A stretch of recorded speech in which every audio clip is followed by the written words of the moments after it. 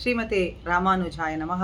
ஆழ்வார் எம்பெருமானார் ஜீயர் திருவடிகளே சரணம், ஆச்சாரியன் திருவடிகளே சரணம். ஒரு சரணாகதனானவன் சரணாகதி செய்துவிட்டு எம்பெருமானிடத்தில் தான் பெற வேண்டிய பேரு கைங்கரியம். அந்த கைங்கரியத்தை பெறுவதற்கும் தடையா இருக்கக்கூடிய துயரங்களை நினைத்து அச்சம் கொள்ள வேண்டாம். அந்த துயரமாயிருந்தாலும் சரி, மற்றைய இந்திரியங்களாலே பீடிக்கப்பட்டு அந்த ருச்சியிலே உழன்று பகவத் விஷயத்திலே பகவத் சிந்தனையிலே எம்பெருமானுடைய அடியார்களோடு சேர்ந்திருக்க முடியாததான ஒரு துயரத்திலே இருந்தாலும் சரி, அப்படிப்பட்ட துயரங்களை நினைத்து நீங்கள் அச்சம் கொள்ள வேண்டாம். அதற்கு செய்ய வேண்டிய காரியம் ஒன்றேதான். விண்டு வாடா மலரிட்டு செவ்வி மாறாத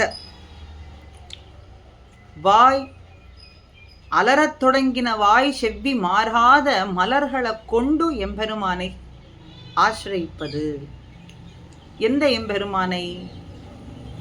நமக்கென்று அயர்வரும் தேவர்கள் அதிபதியானவன், நித்தியசூரிகள் போக்கியனானவன், தேவாதி தேவனானவன், பரமபதநாதனானவன், நாமெல்லாம் சென்று அடையும்படிக்கு சர்வசுலவனாய் திரு கண்ணபுரத்திலே எழுந்தருளியிருக்கும் கண்ணபுர தரணியாளன். அப்படி எழுந்தருளியிருக்கும் எம்பெருமானிடத்திலே சென்று அடிபணிந்து அவன் நாமத்தை சொல்லி அவன் திருவடிகளிலே மலரையிட்டு பூசிப்பதுதான் இந்த துயரங்கள் எல்லாம் களைவதற்கான ஒரு எளிய வழி என்று நம்மாழ்வார் காட்டுகின்றார். வண்டுவாடும் பொழில்சூழ் திரு கண்ணபுரத்து அண்டவானன் அமரர் பெருமானை விண்டு வாடா மலரிட்டு நீர் இறைஞ்சுமின். அவனிடத்துல மலரை இட்டு வேண்டுவது எதற்காக?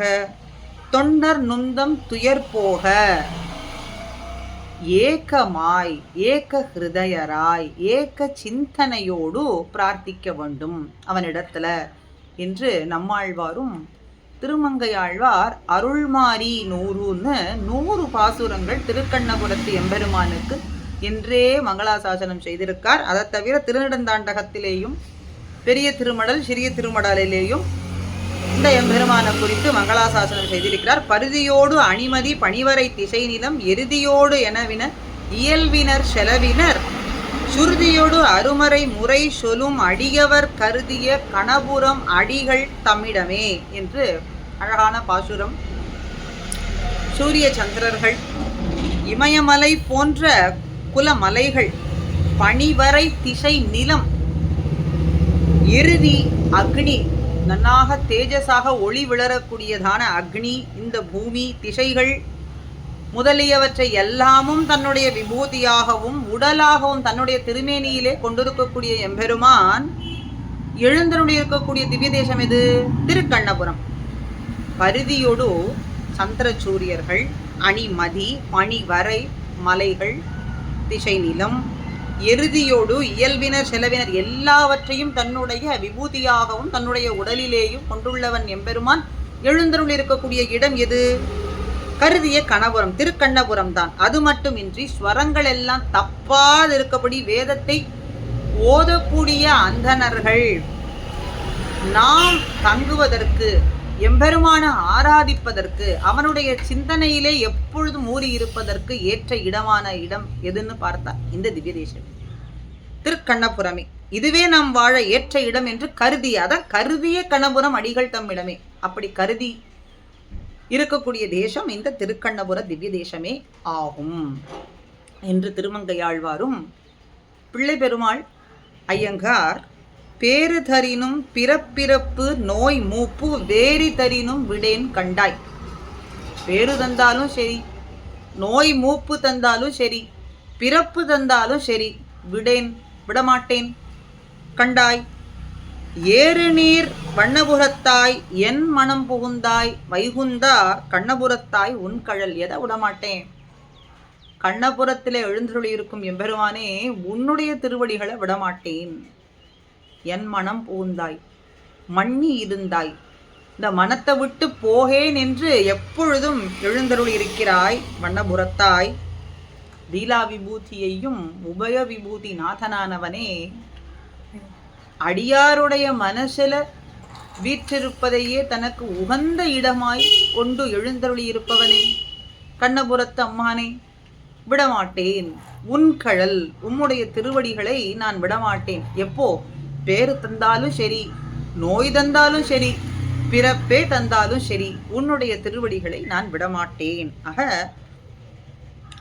அலைகள்லாம் நன்னாக மேலோங்கி எழும்பி புறப்பட்டு வரும்படியான கடல், அப்படி அந்த கடல் போன்ற நிறத்தை கொண்ட திருமேனியை உடையவனே, என் மனசில குடிபுகுந்தவனே, ஸ்ரீ வைகுந்தா, வைகுந்தத்திலே என்றும் வாழ்பவனே, திரு கண்ணபுரம் என்கின்ற திவ்ய தேசத்திலேயும் எழுந்தருள் இருக்கக்கூடியவனே, நீ அடியேனுக்கு பரம புருஷார்த்தமான மோட்சத்தை தந்தாலும் சரி, நோய் பிறப்பு இறப்பு என்று மூப்ப தந்தாலும் சரி, இந்த லீலா விபூதியிலே அலைய வைத்தாலும் கூட உன்னுடைய திருவடிகளை நான் விடமாட்டேன். ஏன்னா உபாயமாக கொண்டிருக்கக்கூடிய உன்னுடைய திருவடிகளை தவிர அடியேனுக்கு வேறு ஒன்றும் தெரியாது.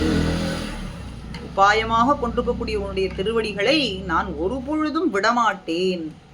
அடியேன் வேறு தரினும் விடேன் கண்டாய், வேறு என்ன செய்தாலும் சரி, அடியேன் உம்முடைய திருவடிகளை தவிர வேறு ஒன்றும் தெரியாதவனான எனக்கு அதை நான் ஒருபொழுதும் விடமாட்டேன் என்று சொல்றார். ஆழ்வார் பாசுரங்கள் மூலமாகவும் இந்த 108 திருப்பதி அந்தாதி பாசுரம் இந்த திவ்ய தேசத்துக்கு அதன் மூலமாகவும் நாமும் திருக்கண்ணபுர தரணியாளனுடைய திருக்கடல்களை எப்பொழுதும் பற்றி இருப்போம் என்று சொல்லி அடுத்த திவ்ய தேசம் 18வது திவ்ய தேசம் திருவாலி திருநகரி அடுத்த பதிவிலே அனுபவிப்போம். ஸ்ரீமதி ராமானுஜாய நமஹா.